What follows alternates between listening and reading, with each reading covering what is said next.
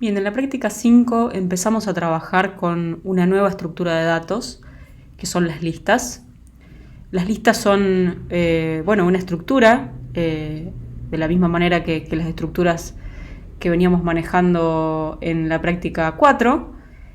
La diferencia es que por primera vez vemos una estructura que se conoce como estructura de datos recursiva, y puede contener potencialmente infinitos datos, ¿sí?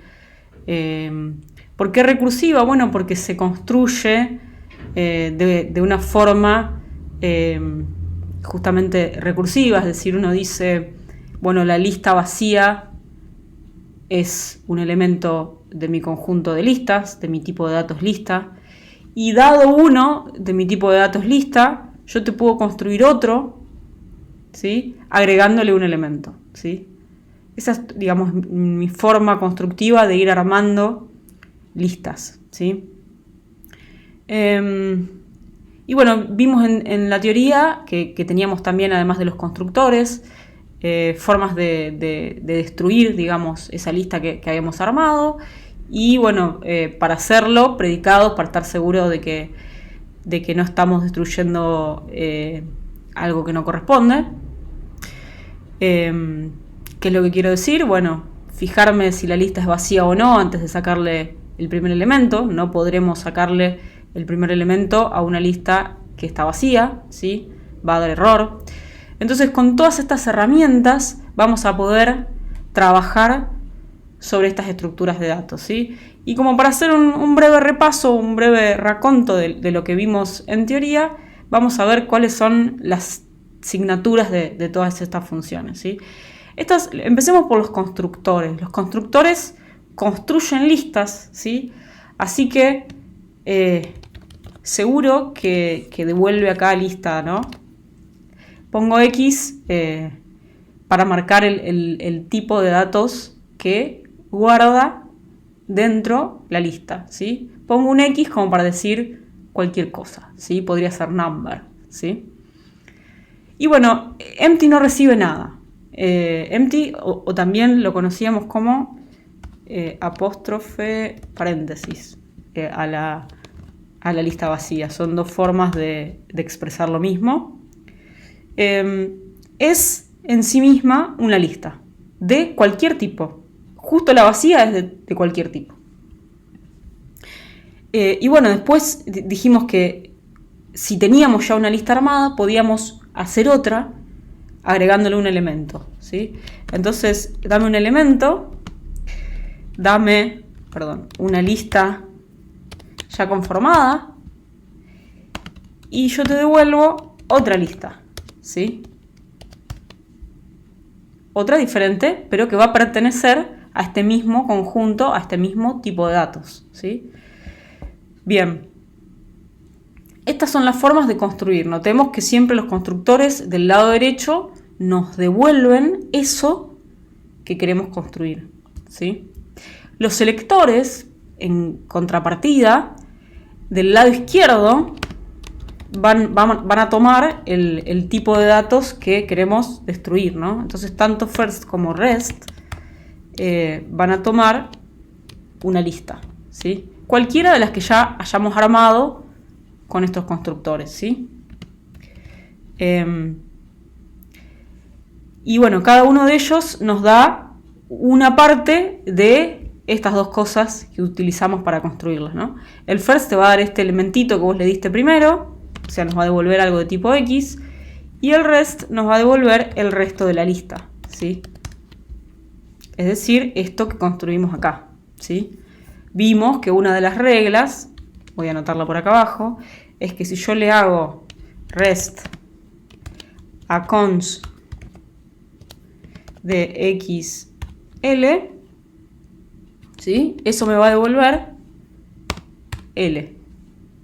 Y que si yo le hago first a algo de la forma cons xl, me va a devolver X. ¿Está bien? El primer elemento de la lista para el caso de first, el resto de la lista para el caso de rest.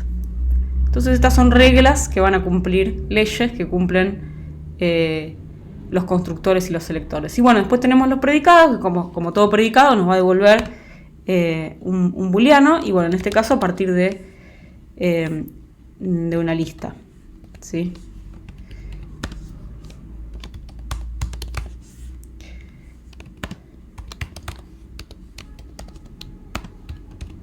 Es decir, nos va a decir si tienen 0 o más elementos, en este caso, ¿sí?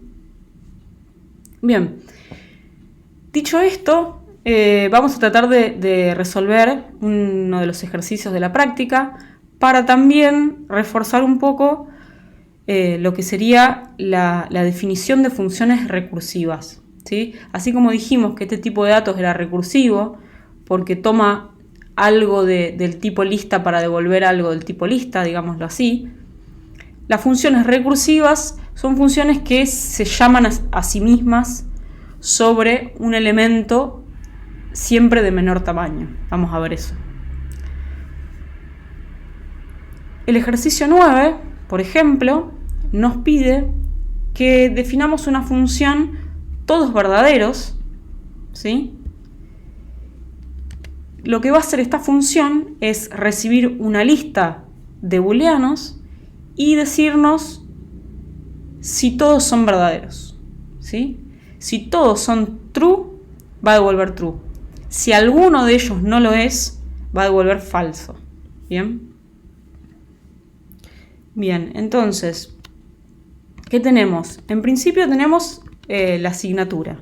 Dijimos que iba a tomar una lista de booleanos y va a devolver un booleano, ¿sí? Todos verdaderos, decide si todos los elementos de la lista que recibe son verdaderos. Su nombre lo dice. Bien, entonces, por ejemplo, vamos a hacer algunos casos de prueba.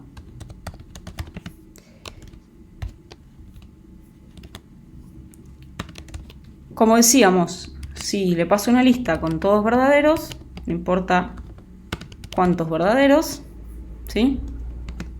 La respuesta debería ser verdadera, ¿sí? Ahora, si alguno de todos ellos no es verdadero, ¿sí? La respuesta no va a ser verdadera. Podríamos pensar también un caso interesante, que es el caso donde, perdón, yo acá estoy escribiendo, me falta la palabrita de abreviatura.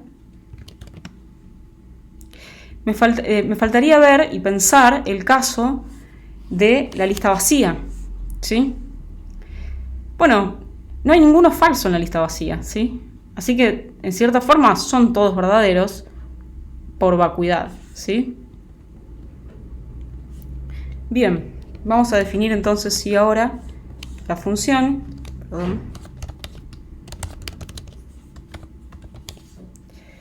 esta función recibe una lista, así que un solo argumento. Y acá tendremos su definición. Bien, como casi con todas las funciones que operan sobre listas, dijimos que la forma que va a tener casi siempre la definición de la función es un cond, donde analizamos por un lado el caso de la lista vacía, es decir, me fijo si el argumento que recibí es la lista vacía, y por otro, el caso contrario, donde la lista tiene al menos un elemento. ¿Para qué? ¿Para qué hago esto? Bueno, primero porque, como decíamos, las funciones recursivas se van a llamar a sí mismas en la definición. Ya vamos a ver que está todos verdaderos se va a llamar en algún lado de la definición, que todavía no escribimos. Por lo tanto, y se va a llamar, con listas cada vez más pequeñas, ¿sí? O sea, yo voy a volver a llamar a esto, pero con algo más pequeño. Y como eso va a seguir ocurriendo, lo voy a seguir llamando sobre cosas más pequeñas, eventualmente llego al caso donde está vacío y lo tengo que contemplar, ¿sí? Eso por un lado. Y por otro, yo, sabiendas de que tengo algo en la lista, le puedo sacar el primer elemento y le puedo sacar el resto. No podría hacerlo en el caso de la lista vacía, ¿sí? ¿Por qué? Porque como dijimos, va a dar error, ¿sí? Podemos probarlo, de hecho. ¿Qué pasa si yo quiero sacar el primer elemento de la lista vacía? Espera una lista no vacía y bueno, le dimos la vacía. Entonces, por esas razones es que esta estructura es la que solemos tener. Entonces dijimos que para el caso de la lista vacía, es cierto que todos son verdaderos. ¿Qué pasa para el caso de la lista no vacía? Bueno, en principio tienen que suceder una cosa. Es decir, imaginemos, por ejemplo, que estamos trabajando sobre esta lista, ¿sí? Sabemos que es no vacía, ya lo preguntamos. ¿Qué tendríamos que hacer? Bueno, yo la forma que tengo para trabajar sobre listas, siempre puedo ver el primer elemento y puedo ver el resto. Son mis herramientas para destruir esta lista. Entonces, por un lado me voy a quedar con el primero y por otro me voy a quedar con el resto. Si el primero fuera falso, como en el caso de acá, no me hace falta seguir. Ya terminé y la respuesta es falsa. Ahora, si el primero es verdadero y además la lista que me queda también son todos verdaderos, entonces estoy en el caso verdadero, ¿sí? Entonces, dicho eso en código, esto va a ser verdadero cuando dos cosas sucedan. Cuando suceda el primero de la lista, ¿sí? Recordemos, el primero de la lista ya es un booleano. Va a ser verdadero cuando sea verdadero, va a ser falso cuando sea falso, ¿sí? El primero de la lista. Y además tienen que ser todos verdaderos, ¿sí? El resto de la lista, ¿sí? Entonces, miro el primero, saco el resto y me fijo que en el resto todos sean verdaderos. Llamé de nuevo a la función todos verdaderos, pero sobre una lista más pequeña porque le pasé el resto de la lista, ¿sí? Bueno, vamos a ver si esto cumple con los casos de prueba. Perfecto, ¿sí?